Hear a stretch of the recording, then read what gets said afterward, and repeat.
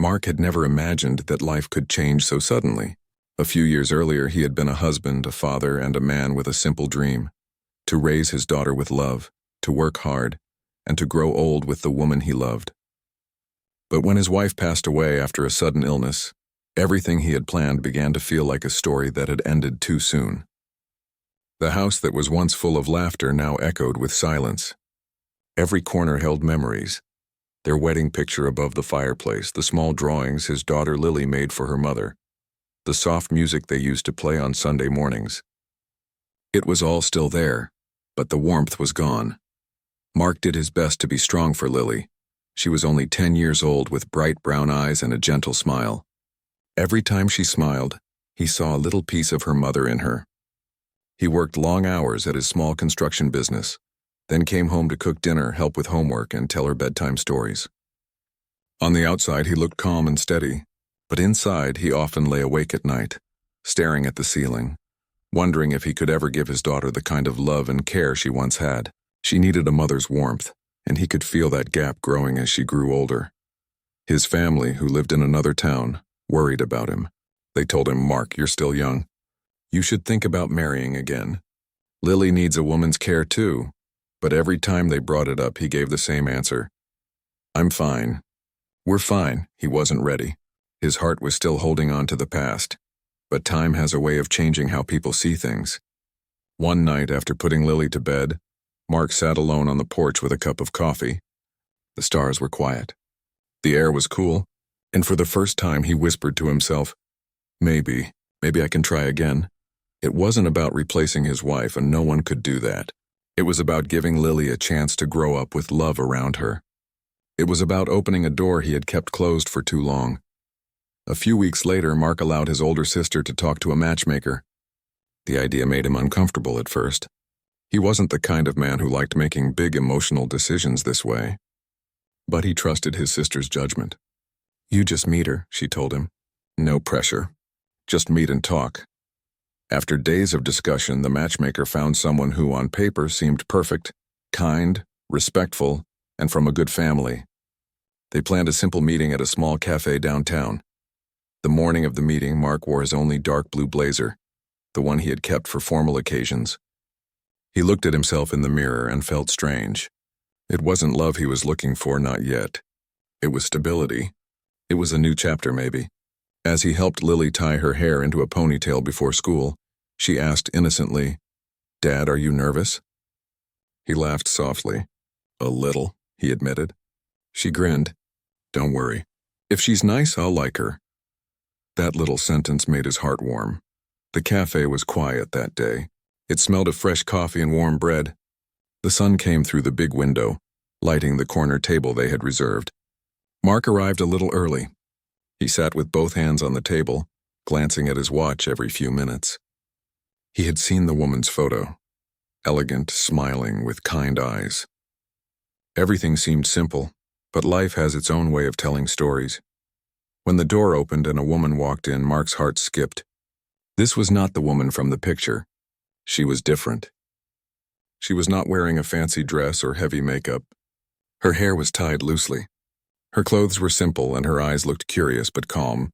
She walked toward the table and introduced herself softly. "Hello, I'm Anna." Mark blinked in surprise. He didn't know what to say at first. I thought," he began, but Anna smiled gently and said, "I know. I'm not the one you expected." She explained that the original woman had canceled at the last minute because of a personal emergency. The matchmaker had sent Anna instead. She was not planned, not expected, just a quiet replacement for a meeting that almost didn't happen. Mark's mind was full of questions. Should he leave? Should he wait for the original woman? Should he talk to Anna? She seemed calm, not offended, not forcing anything. Something about her quiet presence made it hard to walk away. So he stayed. They sat together, ordered coffee, and began talking. At first, the conversation was polite and a little stiff. Mark asked simple questions. Anna answered with kindness. She told him she worked as a teacher in a small school. She loved children, loved reading stories to them, and enjoyed gardening in her free time. She didn't try to impress him. She didn't pretend to be perfect. She was just herself. As the minutes turned into an hour, Mark began to feel something unexpected. Ease. She laughed lightly at small jokes. She didn't mind the silence. She didn't look at him like he was broken or lost. She spoke as if they were two people who had both known what it meant to walk through quiet pain and still find reasons to smile. Mark wasn't falling in love, not yet, but something in his guarded heart felt safe. When the meeting ended, Mark thanked her politely and said goodbye. He didn't make promises. He didn't know what would happen next. But as he drove home, something kept replaying in his mind. Her calm smile, the way she didn't push, and how she made an awkward situation feel simple. That evening, Lily was waiting for him at the door. She jumped into his arms and asked excitedly, "How was she?" Mark hesitated. He didn't know how to explain it to a 10-year-old. "She was different," he finally said. "Not the one I expected." Lily tilted her head curiously. "Different good or different bad?" Mark smiled softly. "I'm not sure yet." The days that followed surprised him even more. Anna didn't send long messages or try to rush things. She simply checked in sometimes, asking how he and Lily were doing. She seemed more interested in understanding their life than showing off her own. Slowly, something changed in Mark. He found himself looking forward to those small messages, those quiet conversations. One Saturday, they met again at a park where Lily liked to play. It wasn't a romantic setting, just a bench near the swings with kids laughing around them. Anna brought a small book for Lily and sat with her, reading out loud while Mark watched from a distance. He saw something he hadn't seen in a long time. His daughter's face glowing with joy, her laughter free and light. Anna didn't try to act like a mother. She was just kind. She gave Lily space to talk about anything, about her mom, about her drawings, about silly things. And Lily, who was usually shy around new people, opened up like a little flower in the sun. That night, Mark lay awake again. But this time his heart wasn't heavy. He thought about how strange life could be. He had planned everything so carefully. He thought he would meet someone chosen from a photo, someone perfect on paper. But the woman who showed up wasn't in any plan. And yet, in some quiet way, she had already begun to touch their lives. The story of Mark and Anna didn't start with a perfect match or a grand romantic moment. It started with a mistake, or at least what seemed like one. But sometimes, the best stories are written in places where plans fall apart.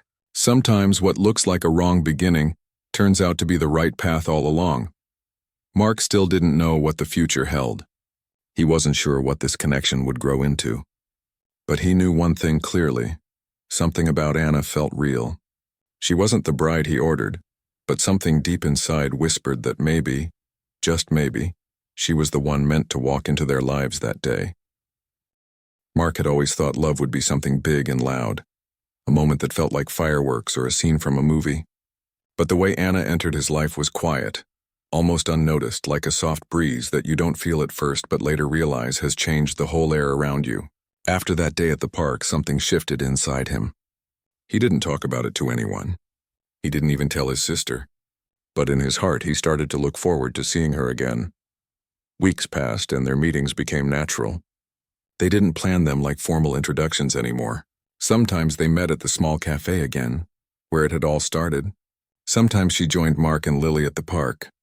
Other times she came by their house just to say hello or bring Lily a small book or a little craft.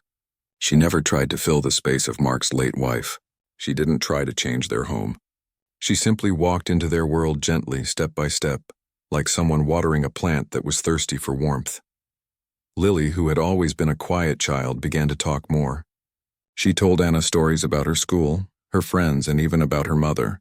Mark noticed something beautiful. Lily felt safe with Anna. There was no awkwardness, no forced smiles, just a soft bond that grew stronger every day. And that bond slowly began to open the door to Mark's heart. But Mark was still cautious.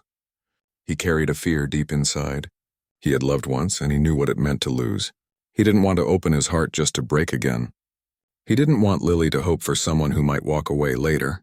So one evening after dinner, he sat alone on the porch, watching the stars like he used to. He thought about everything. About the promise he made to himself to protect Lily. About his late wife. About this new woman who had entered their lives without warning.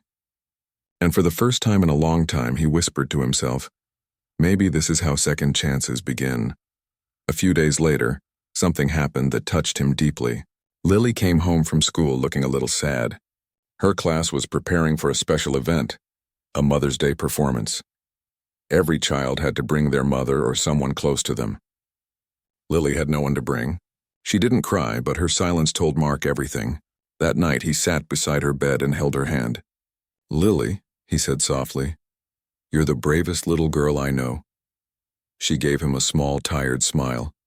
"I know, Daddy, but sometimes I just miss Mom." The next day, Anna found out about the event from Lily herself. She didn't ask too many questions. She just listened. And then she said gently, "Would it be okay if I came with you?" Lily's eyes lit up immediately. "Really? You'd come?" Anna smiled. "If it's okay with you and your dad, I would love to." When Lily told Mark about it, he hesitated for a second. But then he saw the hope in his daughter's eyes. It wasn't forced. It was pure. And so he simply nodded. "Of course," he said, "if that's what makes you happy." The day of the event arrived. Lily wore a soft yellow dress and held Anna's hand tightly as they walked into the school.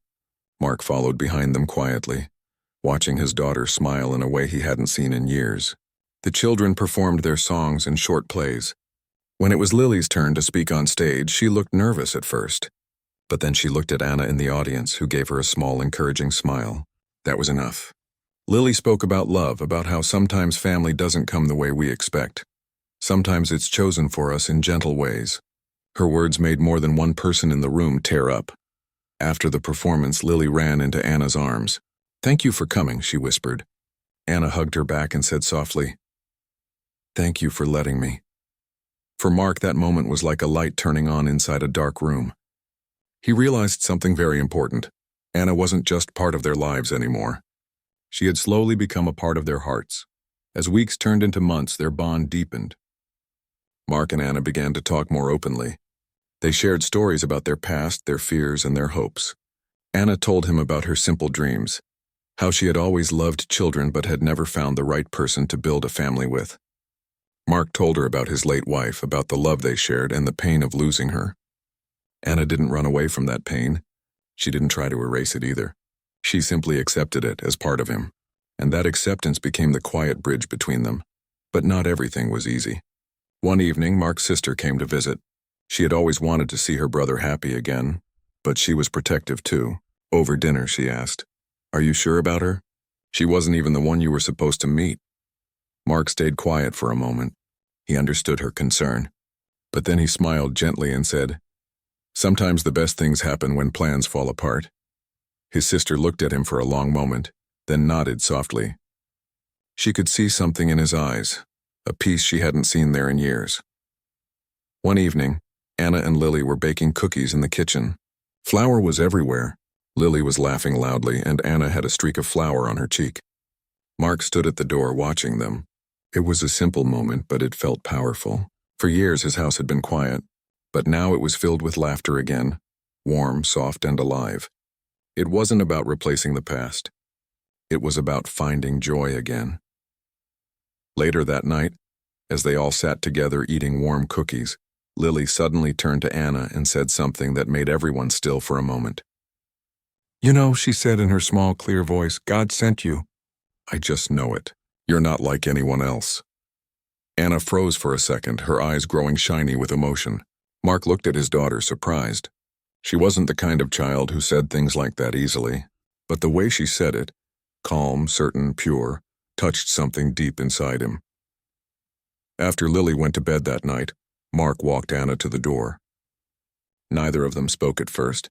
The night was cool and the stars shone quietly above. Finally, Mark said softly, "She's never said something like that before." Anna nodded, her eyes still a little wet. "She has a beautiful heart," she whispered. Mark looked at her, really looked at her, and realized something he had been avoiding. He wasn't just grateful to Anna anymore. He was beginning to love her. The weeks that followed only confirmed it. Mark didn't rush things. He didn't make grand promises. Instead, he let their bond grow the way it had started, slowly, gently, honestly. Anna became a regular part of their lives. She helped Lily with her homework, joined them for dinner, and shared little pieces of her world with them.